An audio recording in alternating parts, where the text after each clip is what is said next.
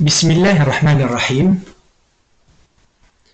Chers étudiants, donc comme j'avais dit dans la dernière vidéo, je vais essayer aujourd'hui de faire une vidéo sur les structures de données dynamiques et particulièrement les listes doublement enchaînées.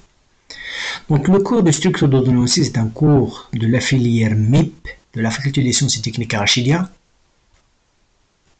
filière mathématiques, informatique et physique pendant le semestre S4.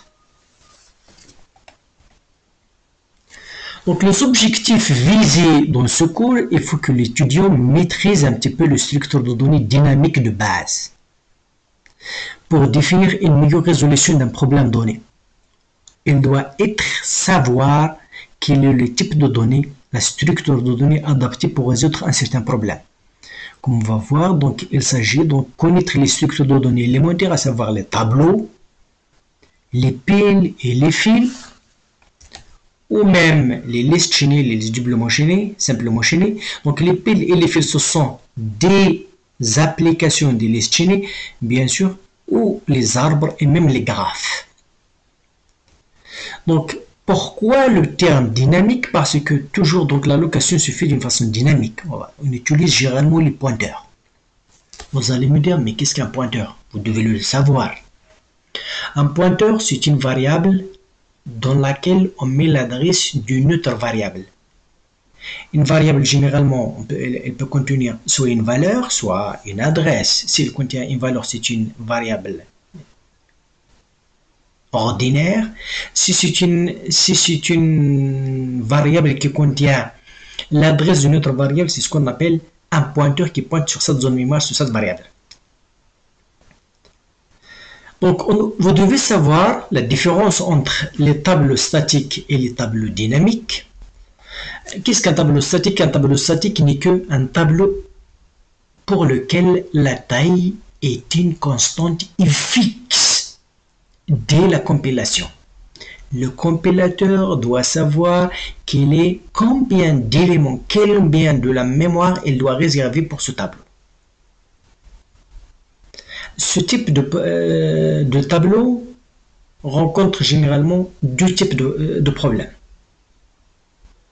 Le premier problème, c'est qu'il se peut que on anticipe de réserver une taille assez grande, en majorant par exemple en disant que la taille de mon tableau c'est 1000 éléments qui peuvent être de type entier, ou bien donc les éléments d'un tableau doivent être de même type.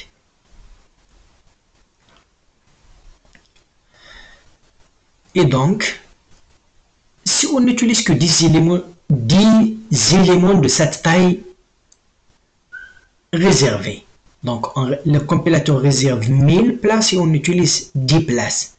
C'est un gâchis. C'est un gâchis de la mémoire. C'est un gaspillage de la mémoire. La contrepartie, la contre-renverse, donc c'est que si on réserve par exemple 1000 éléments et nous avons besoin de 1001 éléments. Et donc, le problème, c'est que notre algorithme va planter, il va donc amener à 10 erreurs. Donc, pour remédier au problème des tableaux statiques, donc, on trouve les tableaux dynamiques. Et des tableaux 1D, 2D, dynamiques. Donc, les tableaux dynamiques, ça veut dire que la taille, elle est dynamique. La taille peut changer, peut augmenter ou bien peut diminuer. Donc, le compilateur, c'est seulement que le tableau, c'est un pointeur qui va pointer sur une zone et c'est à l'exécution qu'on doit savoir quelle est la vraie taille de tableau par la fonction malloc et calloc. On va réserver l'espace nécessaire par les fonctions malloc et calloc. Bien sûr, si la taille veut augmenter, on peut utiliser realloc pour augmenter la taille ou bien la diminuer. Généralement, on parle de augmenter la taille d'un tableau par la fonction realloc. Donc c'est ça. Mais les tableaux dynamiques ne résolvent pas tous les problèmes. Je vous un petit peu mettre dans une situation dans laquelle les tableaux ne peuvent pas résoudre le problème. Tableau même dynamique, donc il faut passer par les listes simplement chaînées, doublement chaînées. Imaginez que nous avons un tableau de taille 1000 ou 10 000 et nous avons besoin d'insérer à l'intérieur du tableau, à une certaine position.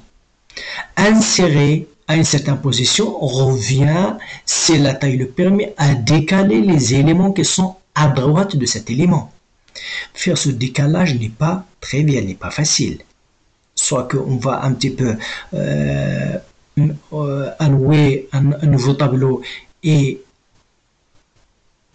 copier les éléments avant ce tableau, puis copier l'élément, ou bien copier les éléments après, ou bien faire seulement les décalages. Donc tout ceci va pénaliser le processeur et le système. Même chose pour la suppression d'un élément dans un tableau. Donc bien sûr, dans la suppression, donc on devrait faire les décalages à gauche pour écraser l'élément qu'on veut supprimer. Mais ce n'est pas trivial. Donc pour ceci, donc la solution, elle va être par les listes chaînées, simplement et doublement chaînées, dans laquelle on va utiliser seulement les pointeurs, les chaînages et insérer au début, à l'intérieur ou à la fin, au supprimer au début, ne pose aucun problème. Donc, dans ce cas, il suffit de mettre à jour les pointeurs et le problème est résolu. Bien sûr, le coup à pied, donc c'est puisque ici pour utiliser les listes chaînées, on doit utiliser par exemple les pointeurs. Donc les pointeurs, pour chaque pointeur, elles coûtent environ 4 octets. Ça, c'est un superflu, donc qu'il faut payer, alors que l'information qu'on peut mettre, donc chaque fois qu'il y a une structure de données dans laquelle il y aura beaucoup d'insertion et de suppression, pensez aux listes chaînées. Donc les piles, c'est un petit peu les piles et les fils, ce sont des applications de listes chaînées. La file, c'est comme la file d'attente, donc la file, donc il suit le principe de premier arrivé, premier servi. La pile, le dernier arrivé sera le premier à être sorti, last in, first out, ici c'est first in, first out. Donc ce sont des applications de liste. Donc la pile et la file, ce sont des types de données abstraites puisque ils suivent la même loi dans l'insertion et dans la suppression. Enfiler, défiler, empiler, dépiler. Donc, toutes ces structures, les tableaux, les piles, les fils, les listes chaînées, doublement et simplement chaînées, ce sont des structures de données un petit peu linéaires. Il y a une deuxième type de structure qui est un petit peu les arbres et leur généralisation, les graphes, donc elles sont non linéaires. Même on peut trouver des graphes cycliques. Donc, un arbre, donc chaque élément, il peut avoir plusieurs descendants, plusieurs fils. Donc, s'il s'agit seulement de fils, on parle d'un arbre binaire. Donc, l'étudiant doit être sensibilisé aux problèmes algorithmiques et de leur complexité. Donc, chaque fois qu'on développe un algorithme, donc on doit savoir quelle est la complexité de cet algorithme. Donc, qu'est-ce que la complexité? Donc, c'est ce que nous avons vu un petit peu dans le premier cours. Donc voilà, nous avons vu le premier cours, donc les tableaux statiques et les tableaux dynamiques, l'allocation dynamique par la notion de pointeur pour les tableaux. Donc un pointeur, c'est une variable dans laquelle on met l'adresse d'une autre variable. Donc on a vu aussi les algorithmes de recherche et de tri, rechercher un élément dans un tableau, on peut même rechercher un élément dans une liste. Donc, c'est dire que est-ce que ce qu'on cherche existe ou n'existe pas. Donc, c'est une condition logique, donc il va retourner existe. Oui, donc la valeur 1 n'existe pas 0, donc c'est comme c'est un résultat booléen. Donc, on avait une recherche séquentielle, donc on commence par le premier élément et on teste. Si on arrive à le trouver, on sort, sinon il faut aller le pire du cas jusqu'à visiter tous les éléments du tableau. On a aussi la recherche rapide, donc la recherche de cotomique. La recherche de cotomique suppose que le tableau il est déjà trié. Donc trié, ça veut dire il est ordonné soit dans un sens descendant ou descendant dans un sens ou de l'autre. Je vais parler un petit peu après sur le tri, comment trier un tableau. Donc la dichotomique, donc la recherche de dichotomique, il simplifie la recherche et on va voir que aussi les arbres binaires de recherche, elles font comme la recherche dichotomique dans un tableau trié. Pour le tri, ça veut dire trier les éléments, ça veut dire les ordonner de plus grand, plus petit, selon un ordre. Donc il faut trouver un ordre. Donc il faut que les éléments du tableau soient ordonnés Donc, il y a un certain ordre entre les éléments. Il faut que le corps auquel appartiennent les éléments du tableau soit un corps ordonné. Par exemple, je peux trier les ondits, je peux trier les flauts, je peux trier aussi les caractères par leur code ASCII, je peux trier les chaînes de caractères. Mais pour les structures, je ne peux pas les trier. Par exemple, dans une structure qui va représenter les complexes, on aura une partie réelle et une partie imaginaire. Je ne peux pas dire, ni mathématiquement, ni logiquement, qu'un complexe est inférieur à un autre complexe. Ça, c'est fou. Je peux dire que la partie réelle du complexe est inférieure à la partie réelle de l'autre complexe, ou la partie imaginaire est inférieure ou supérieure à l'autre partie imaginaire, ou bien que le module du complexe est inférieur ou supérieur. Donc, je peux trier un petit peu les structures en se basant sur un champ qui est ordonné, donc, sur lequel on peut appliquer les règles d'ordre, ou bien sur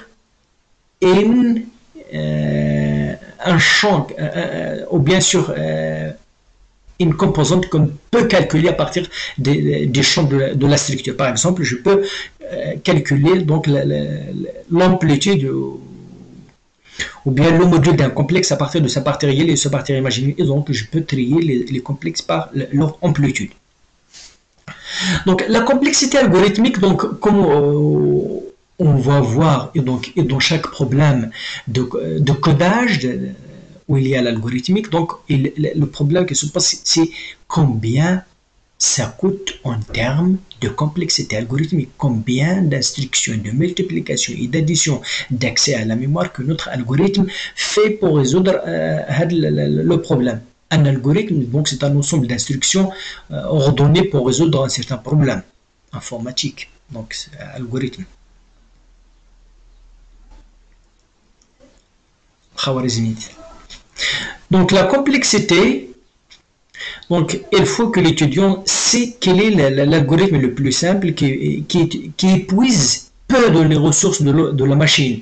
Les ressources en processeur, les ressources en mémoire, et donc il faut prendre en considération la complexité d'un algorithme. Donc, parfois, on note la complexité avec le big O, le O majuscule, et bien sûr, en fonction de la taille du tableau, est-ce que c'est en n, en n, ou en n carré, n log de n, et donc la complexité, ça dépend de la taille du tableau, et donc il faut que la complexité ne soit pas très grande, sinon la machine va tourner avant de retourner le résultat.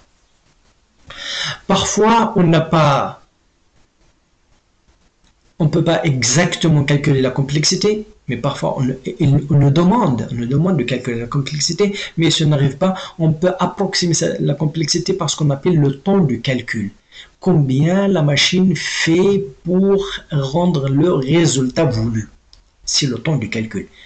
Bien sûr, ça dépend de la vitesse du processeur, ça dépend combien de cœurs il y a dans le processeur, combien y a-t-il de programmes qui tournent sur la machine, etc. Donc, il faut donner les caractéristiques de la machine avant de parler de temps de réponse. Bien, le temps d'exécution. Il y a aussi la notion de récursivité que nous avons vue. Donc, une fonction récursive, c'est une fonction qui fait appel à elle-même, bien sûr, à condition de trouver une condition de base. Sinon, la fonction doit retourner à l'infini s'il n'y a pas de condition de base. Par exemple, le factoriel de 1 est égal à 1, sinon le factoriel de n, c'est n fois le factoriel de n moins 1, donc je fais appel à la même fonction. Donc, il faut qu'à un certain moment, arriver à la condition de base qui est le factoriel de 1 est égal à 1 pour retourner aux autres.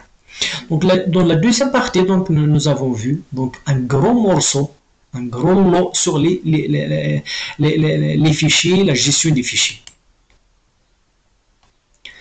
Donc, pour la gestion des fichiers, on a vu deux types de fichiers. Pourquoi? Tout d'abord, la notion de fichier. J'aimerais que les étudiants fassent une différence entre ce qui est un programme en exécution et un fichier. Donc, c'est ce qu'on appelle les processus. Un processus, c'est un programme en exécution sur la RAM, sur le processeur. Et bien sûr, chaque fois qu'on exécute un programme, il faut qu'il soit en RAM. Tout ce qui s'exécute sur le processeur, elles doivent être en mémoire. On ne peut pas exécuter un fichier qui est sur le disque dur. Donc, tout ce qui est sur la RAM, c'est processus, c'est exécutable. Tout ce qui est fichier, ce n'est pas exécutable. Pourquoi donc la notion de fichier? Le problème de la mémoire et des processus, c'est que lorsqu'on éteint la machine, tout ce qui est contenu, il est volatile, il se perd automatiquement.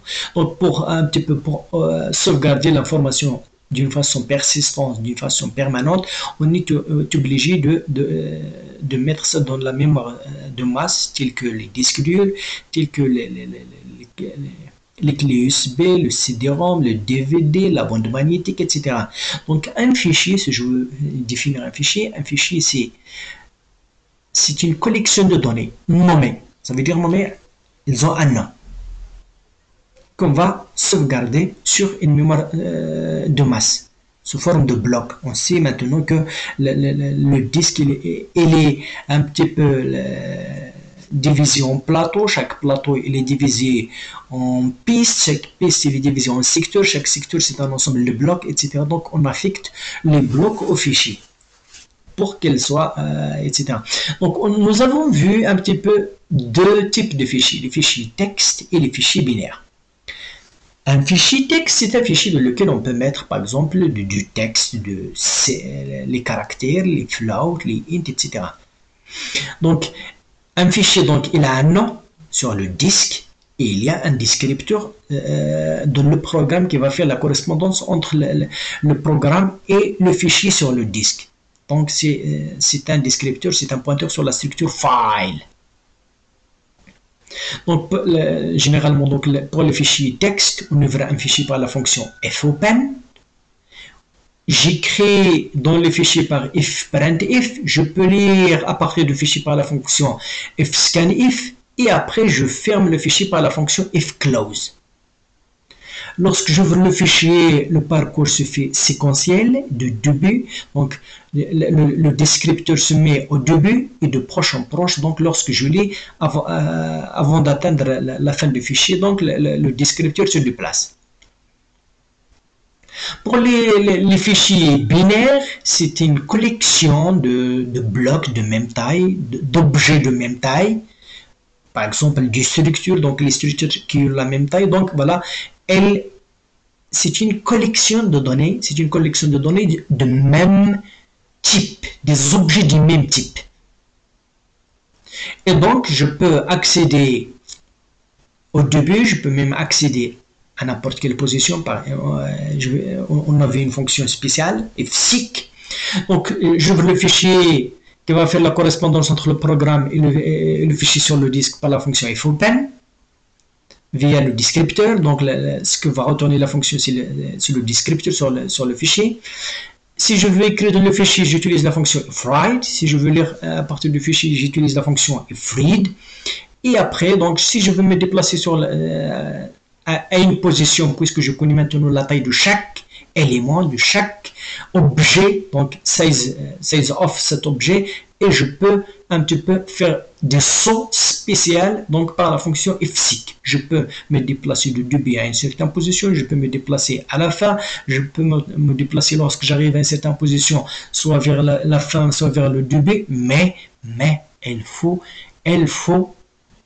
être vigilant à ne pas déborder.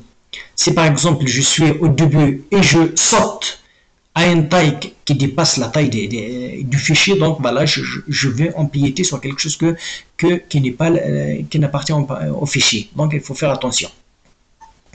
Donc c'est un petit peu donc ce que nous avons vu. Donc, et nous avons vu de la première série beaucoup d'exercices pour la gestion des fichiers texte, et nous avons même vu des TP avec quelques groupes. Donc avec le groupe, donc on a fait des TP. Donc aujourd'hui, donc la suite, c'est un petit peu les listes. Donc on avait dans la première partie de cours, allons fait les listes simplement enchaînées. Donc les listes simplement enchaînées, c'est un ensemble de maillons. Chaque maillon il contient l'information qu'on va coder et bien sûr un pointeur sur le maillon, sur l'élément suivant. Et donc pour contrôler la liste, on a un pointeur de début et un pointeur de fin. Et la taille, c'est un entier. Aujourd'hui, donc, je vais un petit peu après cette introduction qui est un petit peu exhaustive. Donc, je veux passer aux listes doublement enchaînées. Donc, si vous avez compris les listes doublement enchaînées, donc vous n'aurez pas beaucoup de peine à comprendre les listes doublement enchaînées. Une liste doublement enchaînée, en principe, c'est une liste, dont chaque élément pointe à la fois sur son successeur et son prédécesseur. Donc, un élément, donc, dans ce schéma, on voit une liste doublement enchaînée. Donc, voilà, on a chaque élément, bien chaque maillon, il contient l'information et c'est schématisé par la couleur verte donnée. Ça dépend du problème qu'on essaie de résoudre.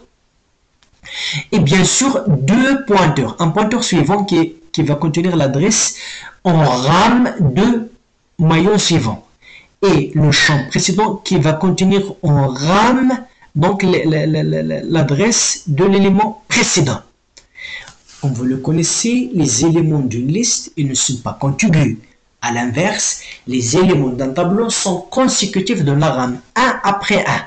Et si les éléments sont éparpillés, chaque élément est alloué seul par la fonction malloc et donc à chaque fois le compilateur va nous donner une adresse différente.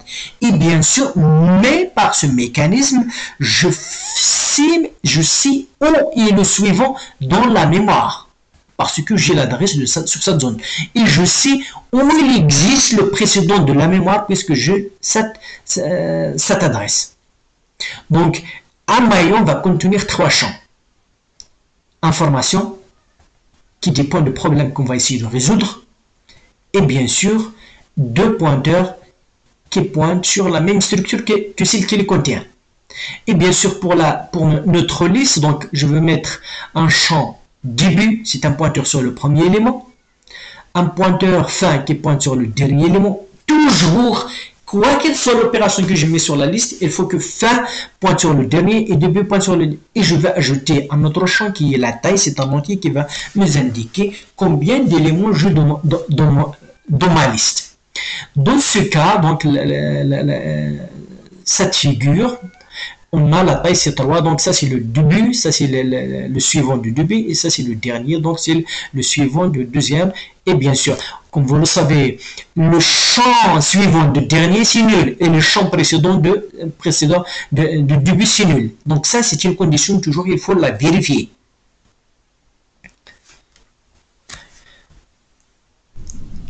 Donc, de cette manière, la notion de titre n'a pas d'importance, et car la liste peut être repérée par l'intermédiaire de n'importe quel de ces éléments en lisant, en faisant une recherche avant. Donc, dans la liste simplement enchaînée, je n'ai pas ce précédent, je n'ai que la donnée et suivante, donc je ne peux aller qu'à partir du début pour parcourir la liste.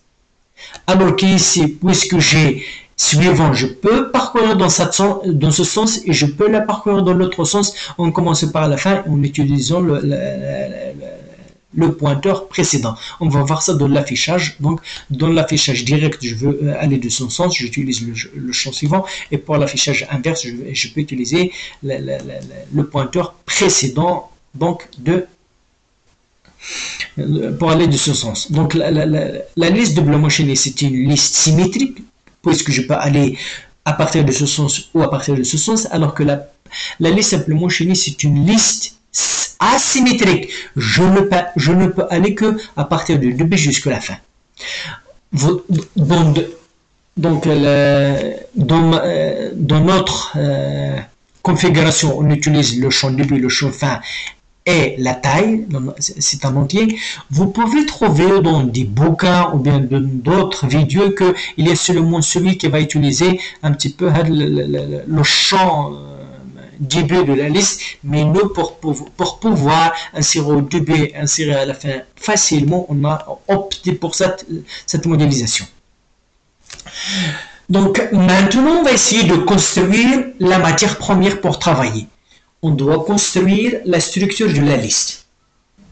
On va demander au compilateur d'allouer l'espace pour cette structure. On va essayer à chaque fois qu'on veut ajouter dans la liste, allouer l'espace pour un maillon. Donc on va essayer de créer la structure. Donc je retourne un petit peu sur le champ de données, ça peut, comme on a dit, ça peut être un type simple, ordinaire, comme les entiers, comme les floats, comme les caractères, comme les chaînes de caractères. Comme ça peut être une structure dans laquelle on peut mettre beaucoup de champs hétérogènes, par exemple une personne qui contient un nom, un prénom, l'identificateur, l'âge, la taille, donc et chacun a un type. Par exemple, l'âge c'est un entier, l'identificateur c'est un entier, la taille et le poids ce sont des floats, le nom et les prénoms ce sont un petit peu des chaînes de caractères.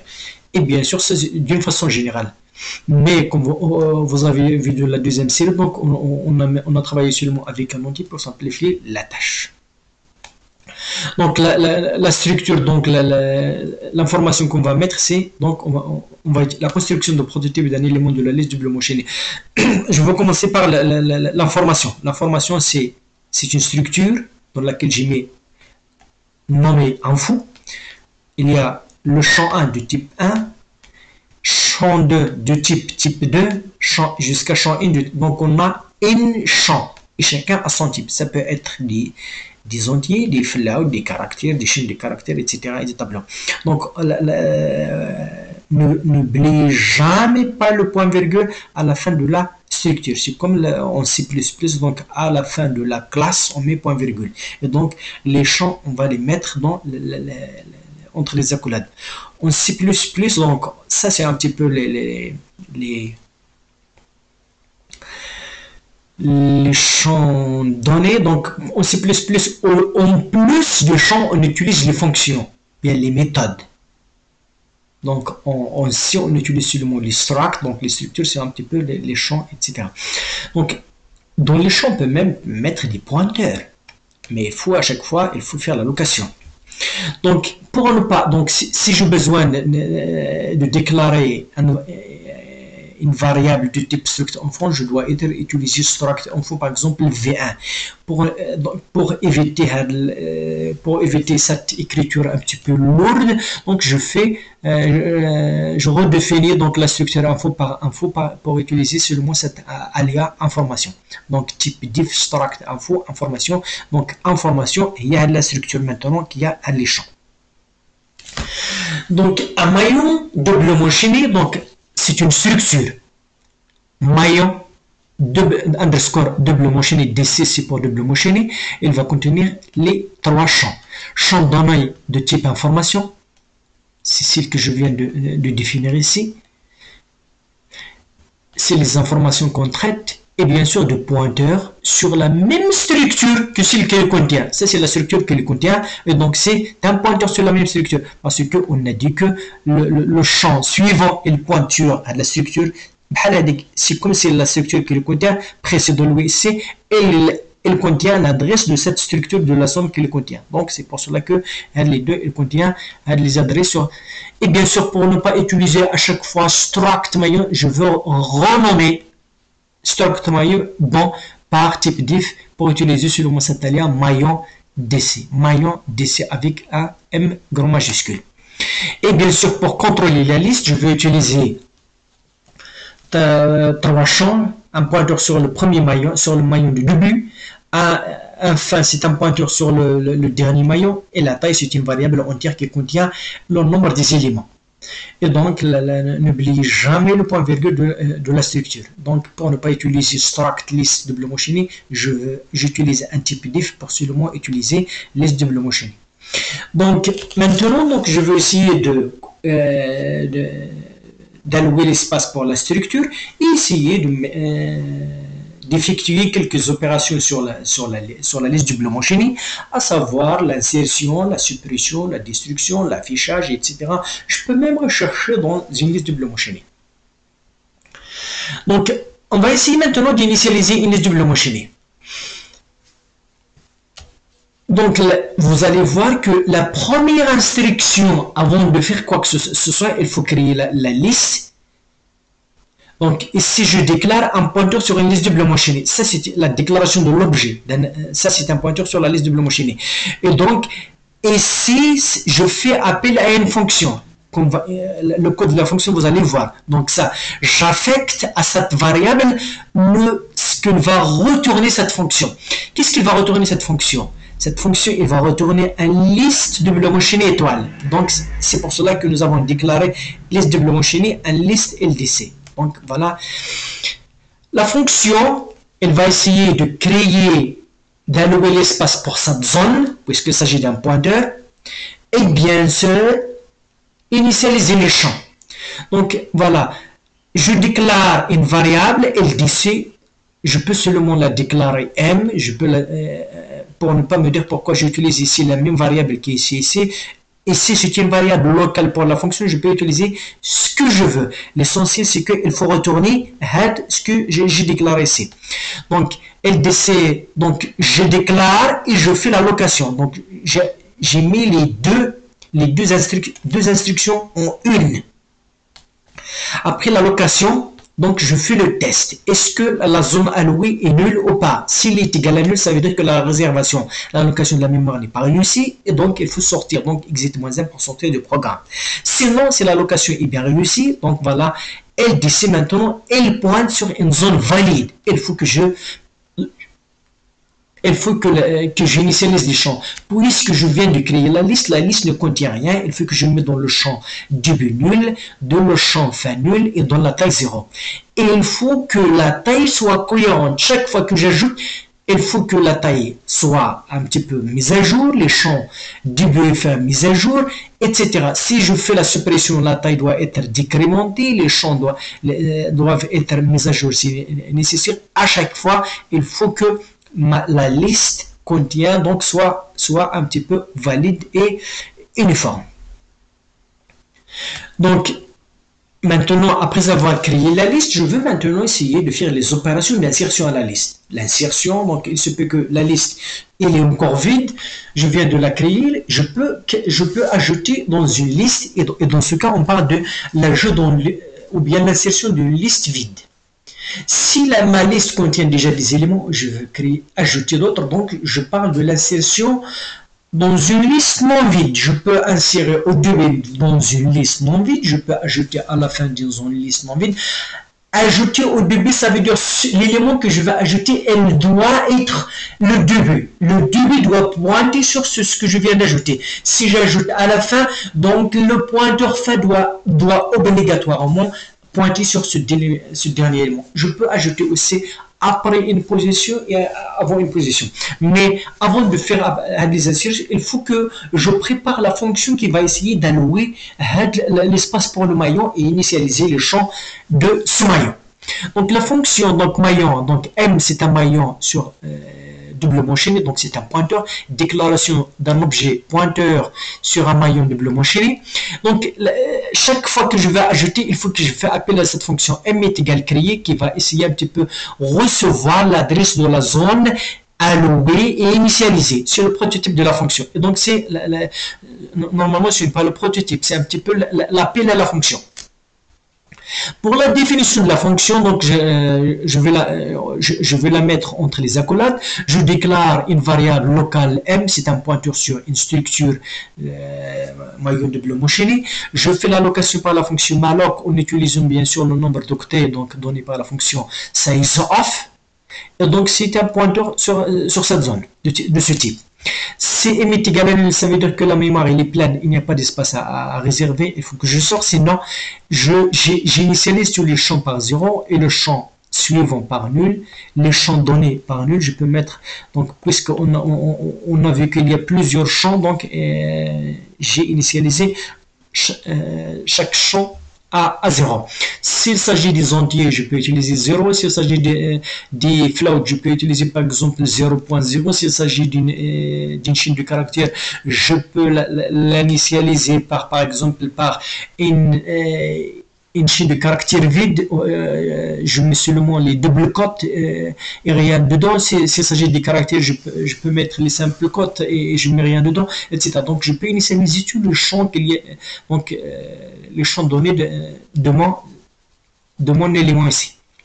Et bien sûr, le champ suivant, le champ précédent, je l'initialise à nul et la fonction retourne M. Qu'est-ce que le M? C'est un pointeur sur une structure. Donc chaque fois que je veux ajouter un élément, donc je récupère l'adresse de cet élément après avoir alloué l'espace. Donc voilà, M, chaque fois que je fais appel à la fonction, ça veut dire que j'ai l'adresse de cette zone allouée et initialisée de cette façon. Donc, comme je viens de dire, on va voir les fonctions d'insertion au début, l'insertion à la fin, l'insertion avant une position et l'insertion après une position. Donc, le prototype de la fonction, void, insert, underscore début, underscore list, underscore double chaîné DC. Donc, list doublement chaîné, donc ça c'est le paramètre que je fais passer à la fonction. Donc, c'est un paramètre passage par adresse. Donc, c'est un pointeur sur une liste doublement chaîné. Et ça, c'est un champ statique, donc du type information. Donc, c'est val. C'est l'information que je veux mettre dans l'élément que je veux ajouter dans la liste. Donc, je peux par exemple, dans la déclaration, donc dans le prototype, ne pas utiliser je mets seulement le type, donc je peux un petit peu la réécrire. Donc, void, insert,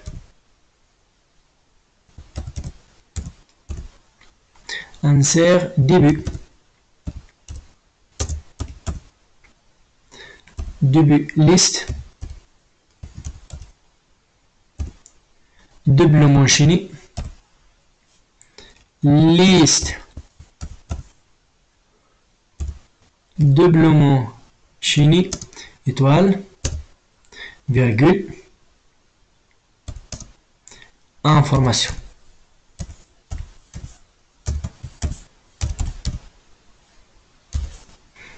Virgule. Je vais essayer un petit peu d'ajouter un petit peu la taille. Donc voilà, donc c'est un petit peu. Donc de cette façon, donc la fonction c'est void, insert, début. Normalement c'est début. Mais je suis dénu. Début. Liste doublement chaîné liste. Donc la fonction elle attend de lui passer un paramètre, un pointeur sur cette structure et un champ statique de type information. Ici j'ai même explicité val et le pointeur, mais ça aussi c'est valide, etc.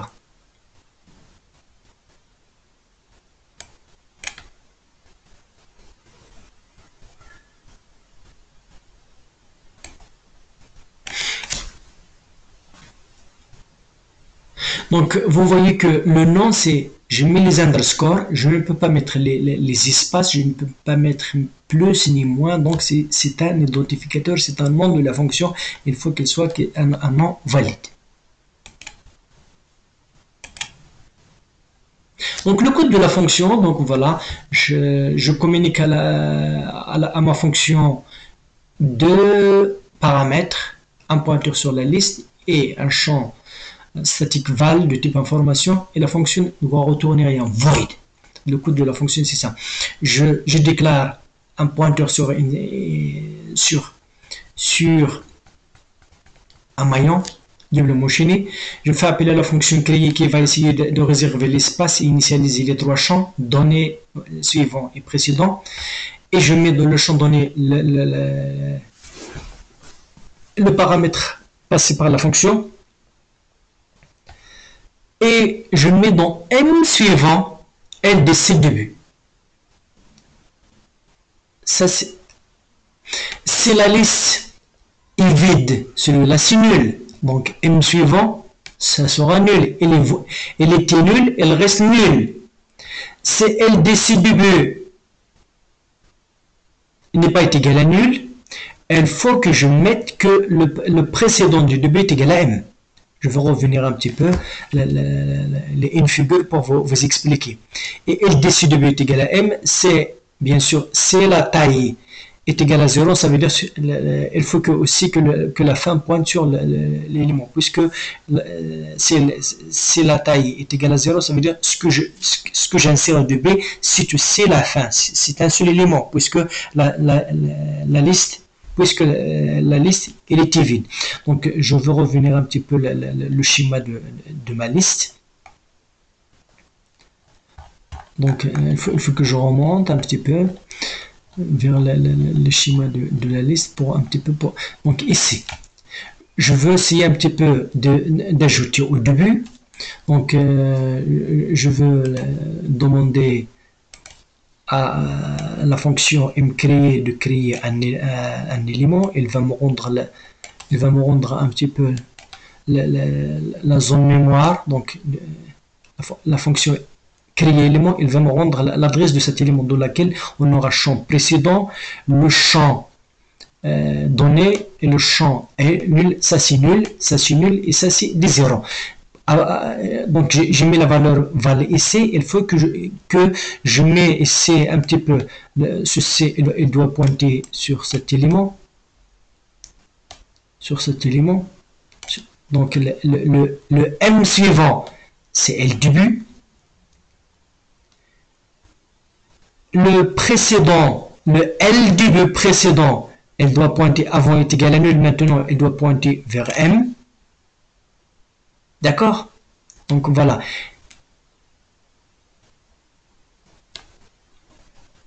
Donc ici on a le précédent c'est nul, donc voilà, ça c'est nul, ça ce n'est pas un problème. Par contre, donc voilà, je mets l'échénage. Et le début, maintenant ce n'est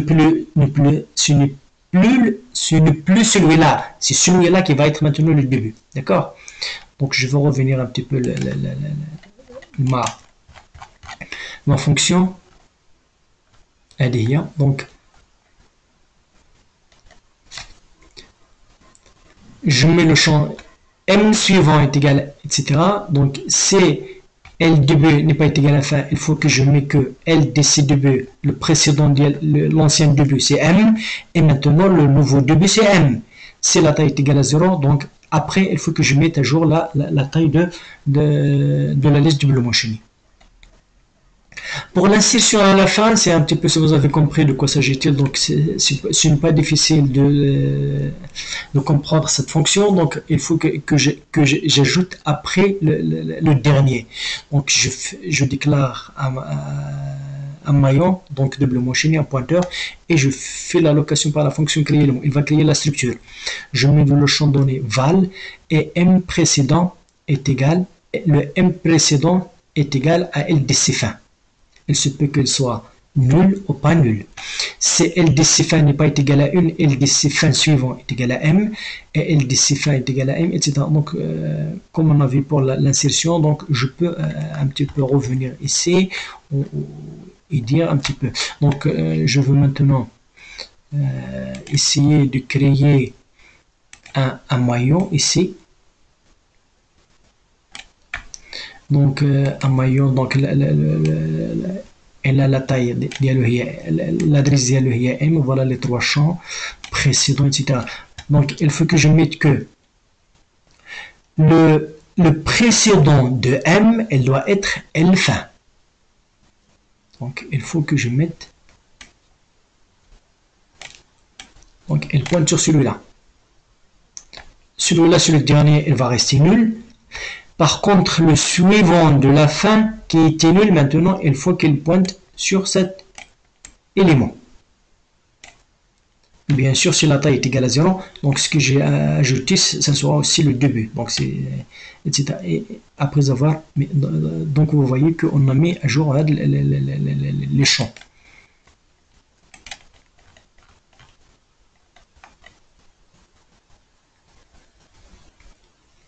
Donc voilà le code comment on avait. Donc on met le champ donné, dans le champ donné la valeur val. Je mets dans un précédent c'est L fin. Si L fin n'est pas égal à nul, donc il faut que je mette que le L fin suivant c'est M. Avant c'était nul, maintenant il faut que je mette M. Et le suivant de M, par définition, il est donné par la fonction c'est nul. Il est donné de la fonction créer élément. Et bien sûr, maintenant, le M, il sera le dernier élément. On a ajouté à la fin. Donc, ce que nous avons ajouté, il doit être maintenant le nouveau fin. Si la taille est égale à 0, donc le premier, lui aussi, il doit pointer sur M. Et bien sûr, après avoir ajouté, il faut mettre à jour la taille. La taille est égale à la taille plus 1. Donc, puis on va voir l'insertion ailleurs dans la liste. On aura deux possibilités, soit l'insertion avant une position, avant un élément, ou bien avant une position, ou bien après une position. L'insertion s'effectuera avant une certaine position, passer en argument à la fonction. On doit passer à la position, à la fonction d'insertion, à la position, avant la position. On va parcourir la liste avec un pointeur temporaire que nous avons nommé courant jusqu'à atteindre la position. De proche en proche, en utilisant suivant, on va atteindre la position. Le pointeur suivant de nouveau l'élément pointe. Donc voilà, le pointeur suivant, donc et on va essayer de faire un schéma. Le pointeur suivant de nouvel élément pointe vers l'élément courant. Voilà, une. Le pointeur précédent du nouvel élément pointe vers l'adresse sur laquelle pointe le pointeur précédent de l'élément courant. Il va pointer sur courant précédent. Le pointeur suivant de l'élément qui précède l'élément courant pointera vers le nouveau élément. Ça veut dire que le courant précédent suivant, il va pointer sur M. Et le pointeur précédent de l'élément courant pointe vers le nouvel. Ça veut dire que le pointeur, le champ précédent de courant suivant, il va pointer lui aussi sur M. Le pointeur fin ne change pas, le pointeur début change, c'est seulement la position choisie et la position 1. On va voir un prototype. On va par exemple ajouter avant cette position. Je vais essayer de créer un maillot ici et voir comment ils vont être les pointeurs. Donc imaginez, supposons que j'ai créé un maillot, donc de cette façon. Un maillot, il a les trois champs précédents, données, suivants. On a la fonction créer élément, elle m'a donné à de la zone. Or, il faut que l'insère avant cette position. Donc, avant, pour que celui-là doit être inséré, il faut que le suivant qui pointe sur celui-là, donc je veux me déplacer pour atteindre maintenant courant. Ça, c'est le courant. Ça, c'est le précédent de courant. Ça, c'est le suivant de courant. Précédent qui est à gauche, c'est précédent qui est à droite, c'est suivant. Donc, ça, c'est le courant.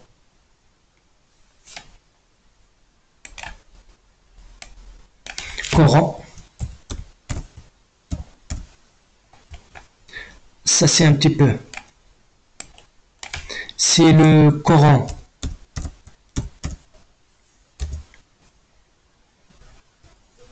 Ça, c'est le courant suivant. Et ça, c'est le courant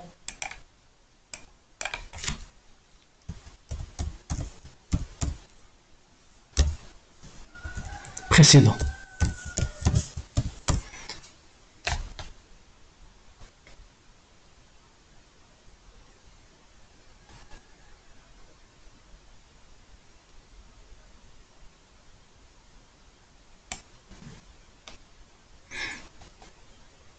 Donc ça, c'est le courant. Ça, c'est le Coran suivant. Ça, c'est le Coran précédent.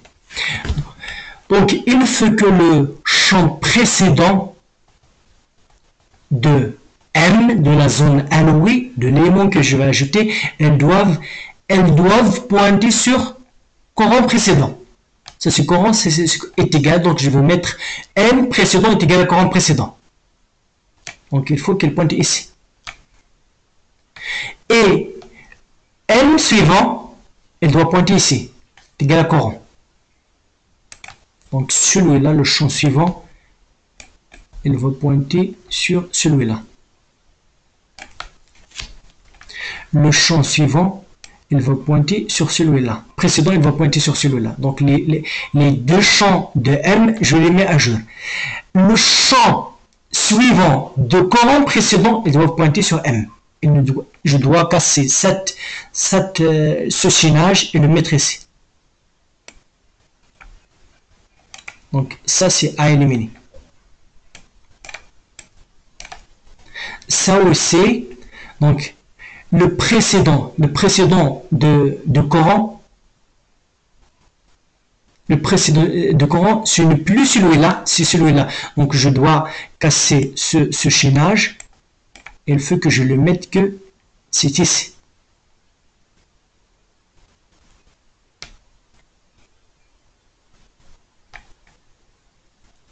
Donc, c'est ici.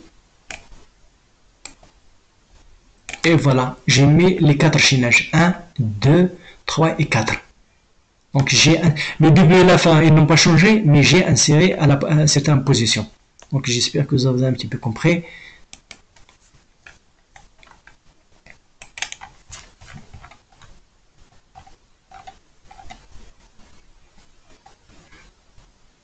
Donc le code de la fonction insère avant la position. Donc la position, je vais la passer à la fonction avec les deux autres champs, le pointeur sur la liste, l'information que je vais ajouter. Donc M c'est le champ, c'est le pointeur, donc c'est l'élément que je vais créer. Donc je vais allouer l'espace pour cet élément par la fonction créer. Ça c'est un pointeur un petit peu temporaire. Je ne fais aucune allocation pour Coran. Il va me permettre de me déplacer de début jusqu'à la position voulue. Donc il faut que la position soit une position bien sûr pertinente, possible, parce que je ne peux pas mettre dans la position une valeur négative ou bien une valeur qui dépasse la taille de la liste. Donc je crée l'élément, je mets dans le champ toujours donner la valeur val et le Coran je l'initialise par L début. Le début de la liste de enchaînée et je fais le déplacement, donc une boucle for i est égal à 0 inférieur à pause, Coran est égal à Coran suivant. Donc cette boucle elle n'exécute que cette seule instruction. S'il y avait plusieurs instructions, je vais le mettre entre les accolades. Puisqu'il n'y a pas des accolades, ça veut dire une seule instruction. Et je mets ce que j'avais mis M précédent. Le champ précédent, c'est Coran précédent. Le M suivant, c'est Coran. Donc voilà, j'ai les deux champs de M, je les avais un petit peu remplis, il était nul. Maintenant, l'un, il pointe sur Coran, l'autre, le précédent, il pointe sur le Coran précédent. Si le Coran précédent est égal à nul, ça veut dire que L dessus doit être égal à M, parce que else, Coran précédent suivant est égal à M et Coran précédent est égal à M. Donc les deux autres champs, donc pour que les chaînages que je vais un petit peu casser, j'ai mis à jour, il contient ça. Et après, il faut que j'ajoute, que je mets à jour la taille de la liste. Donc pour l'insertion après une position, c'est presque la même chose que l'insertion avant la liste. Seulement, au lieu de travailler avec Coran et Coran précédent, on va maintenant travailler avec Coran et Coran suivant. Donc voilà. On va parcourir la liste avec un pointeur Coran jusqu'à atteindre la position voulue, le pointeur précédent. Écoutez, le pointeur précédent du Coran élément, il va pointer maintenant sur l'élément Coran. Le pointeur suivant de nouvel élément, il va pointer sur le Coran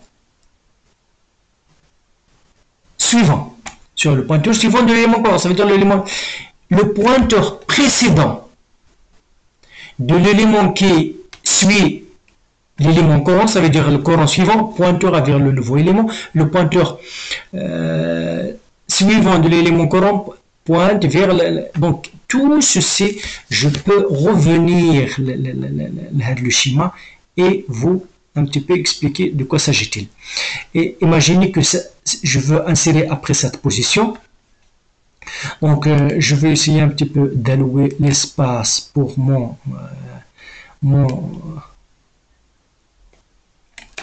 donc je veux insérer après cette position. Donc on a les trois champs précédents et donné et suivant. Donc je mets dans le champ donné l'information val. Donc le champ, après avoir fait appel à la fonction mcreate, ici il y a vu nul, ici il y a vu nul.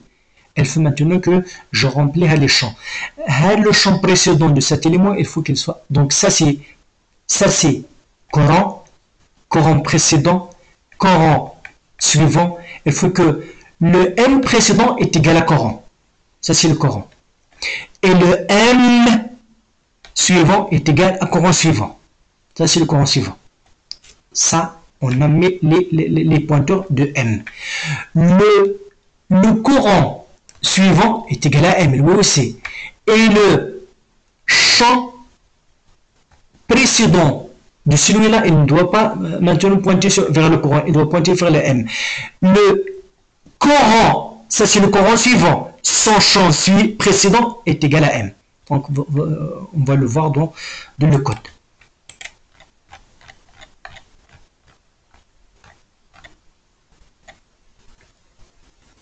Insertion après, je fais appel à la fonction créer élément qui va essayer de réserver l'espace et initialiser les trois champs. Je mets dans le champ donné la valeur val donnée par la fonction. J'initialise le courant par L début pour un petit peu commencer au début de la liste et je fais une boucle pour que courant atteigne la position donc pour atteindre la position voulue. On a dit que M précédent, c'est courant. Et le M suivant, c'est le courant suivant. Bien sûr, pour être sûr qu'on ne déborde pas, si le courant suivant est égal à 1, il faut qu'elle soit alpha est égal à M. Else, le M, le courant suivant, le champ précédent de courant suivant est égal à M et le courant suivant est égal à M et la taille est égale à la taille plus 1. Donc voilà, de ces méthodes, donc je peux un petit peu insérer au début, à la fin, après, avant une certaine position.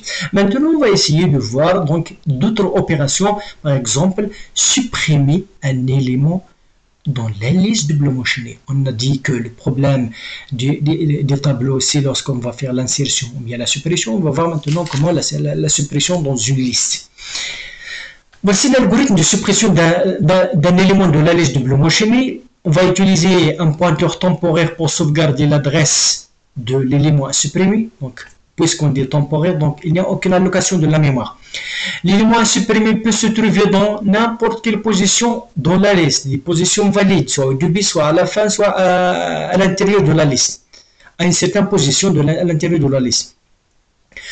On doit retourner le champ donné de l'élément supprimé. Donc l'information que nous avons un petit peu ici ajoutée, maintenant on va essayer de la retourner. Donc la fonction retirer, elle va essayer de retourner cette information. Si on a besoin de cette information, on va l'exploiter, sinon on va l'ignorer tout simplement. On va libérer la mémoire occupée par l'élément supprimé. Si dans l'allocation, si dans l'insertion, vous voyez que dans chaque insertion, on fait appel à la fonction créer élément. Créer élément, il fait l'allocation de la mémoire. Donc ici, on doit libérer la mémoire. Et on va mettre à jour la taille de la liste et bien sûr les pointeurs s'il y a besoin. Pour supprimer un élément de la liste, il y a plusieurs situations. Retirer un élément au début, retirer un élément à la fin et retirer un élément à une position quelconque dans la liste doublement chaînée. Nous allons créer une seule fonction qui va essayer de répondre à ces trois, mais vous pouvez bien sûr créer trois fonctions. Une pour la suppression au début, une pour la suppression à la fin, une pour la suppression à n'importe quelle position. Donc, si nous voulons supprimer l'élément de B, donc avec notre seule fonction, à laquelle on va un petit peu donner un paramètre, la position à laquelle on va supprimer. Bien sûr, donc voilà, le prototype, donc voilà, supprimer, subposition, les doublement enchaînés. Sup à une certaine position dans la liste doublement enchaînée. Il va nous retourner l'information. Donc, il va retourner une structure de type information. On donne à la fonction un pointeur sur la liste doublement enchaînée et la position. Et la position peut être 1 si on veut supprimer au début, est égale à la taille de la liste doublement enchaînée si on veut supprimer à la fin. Et bien sûr, une position entre les deux si on veut supprimer un élément ni au début ni à la fin, mais à certaines positions. Voilà le prototype de la fonction. Donc voilà une variable i pour un petit peu parcourir donc avec un champ courant si j'en ai besoin. Donc reste c'est ce que la fonction va retourner. Vous allez voir qu'il retourne un petit peu à l'information de. Bien sûr, il faut, on suppose que la suppression a eu lieu, sinon s'il y a une erreur, donc il faut trouver ce que la fonction va retourner. Maillon, doublement enchaîné, donc supplément, c'est l'élément qu'on va supprimer, dans lequel on va mettre l'adresse de l'élément qu'on va supprimer. Courant pour un petit peu se déplacer pour arriver à cette position, si la position n'est pas ni au début ni à la fin.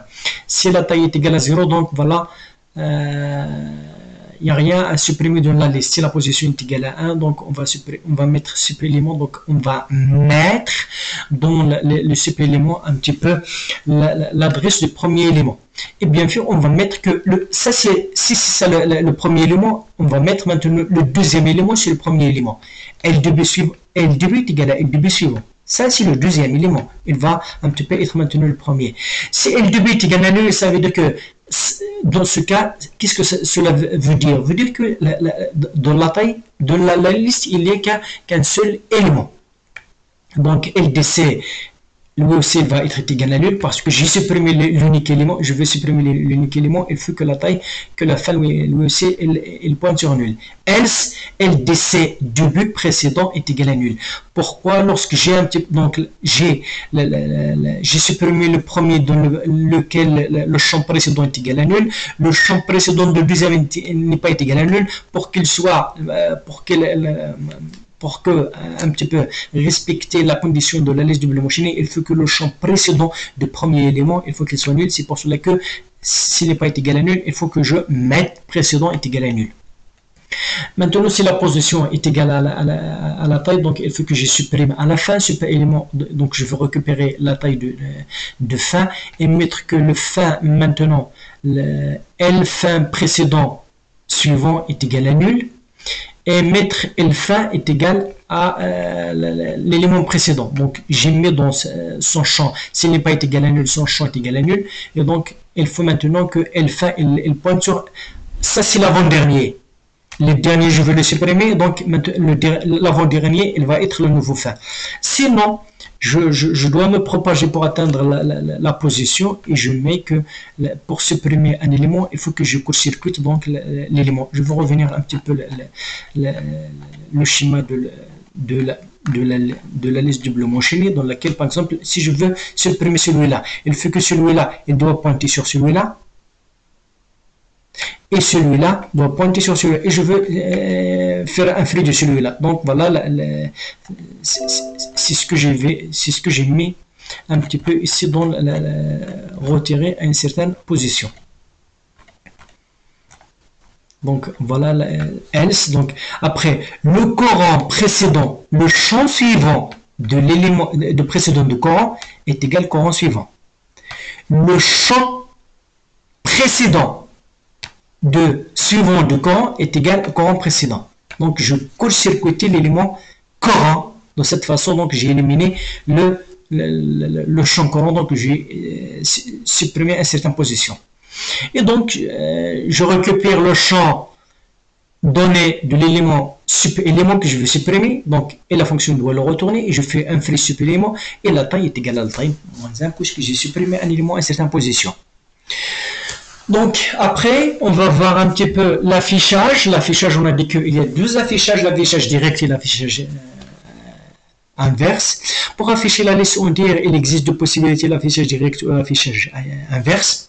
On utilise le pointeur suivant ou précédent de chaque élément. La liste est parcourue du premier vers le dernier élément par si j'utilise suivant, ou bien ce qu'on appelle l'affichage direct, ou de dernier vers le premier, on utilise le pointeur précédent, donc c'est l'affichage inverse. Le prototype de la fonction, c'est ça. Void, la fonction ne retourne aucune valeur, il ne fait que des affichages de printf. Vous allez voir qu'il fait seulement du printf. Je communique à la fonction l'adresse de pointeur, donc le pointeur sur la liste, donc c'est l'adresse de, donc c'est le pointeur sur la liste.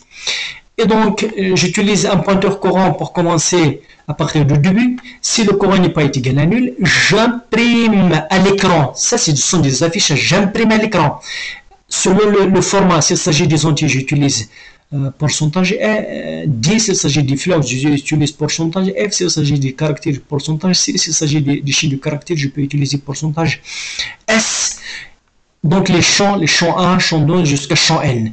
Après avoir affiché l'information portée pour le maillon courant, je passe au courant suivant par courant est égal courant suivant. Donc il y a ici un espace, mais c'est pas grave. Donc voilà, vous pouvez le remarquer. Moi aussi, je viens de le remarquer.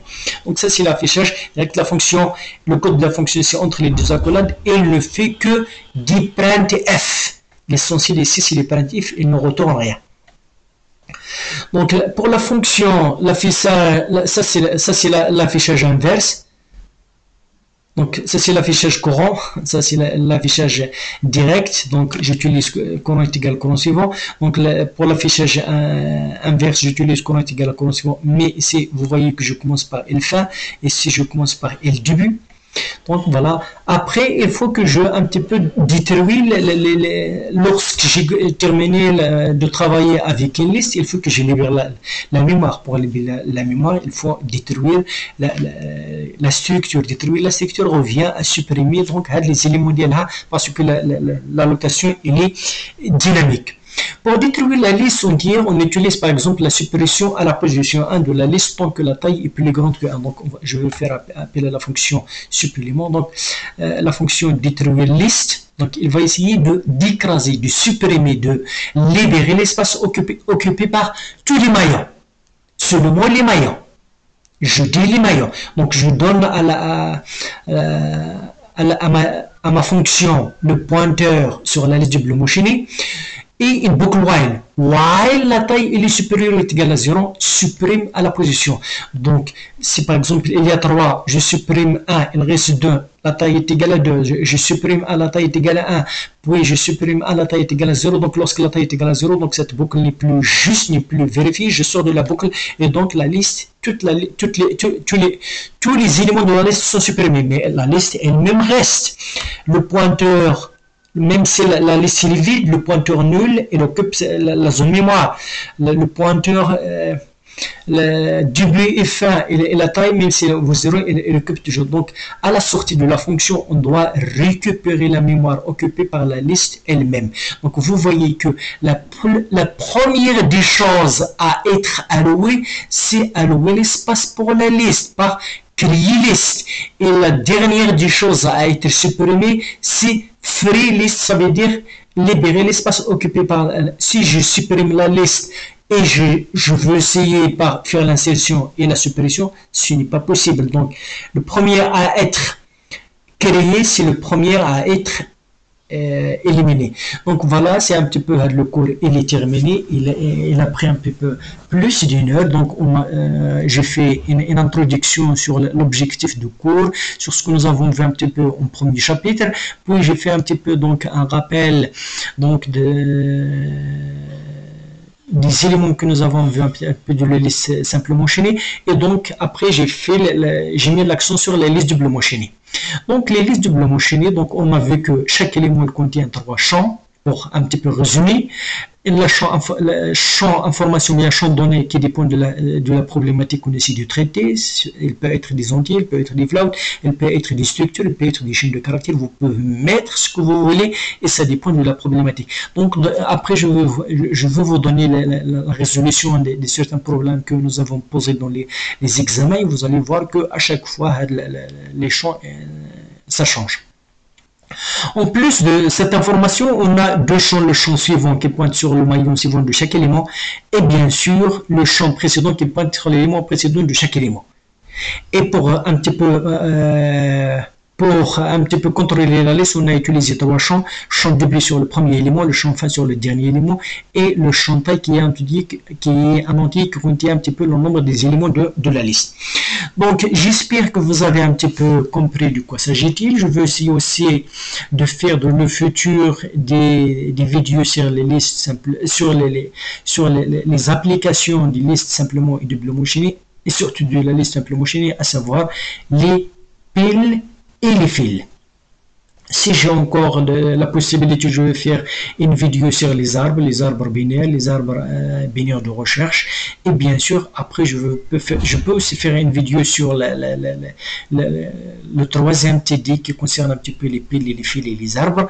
Et bien sûr, dans une autre vidéo, je peux mettre la solution de l'examen de la dernière année, donc de l'année dernière, et bien sûr de cette façon vous allez voir comment un petit peu vous pouvez répondre aux questions. Donc je vous remercie d'avoir visionné cette vidéo jusqu'à la fin, même s'il est à peu près d'une heure. En plus d'une heure, donc voilà, je vous remercie et je vous souhaite bon courage et merci.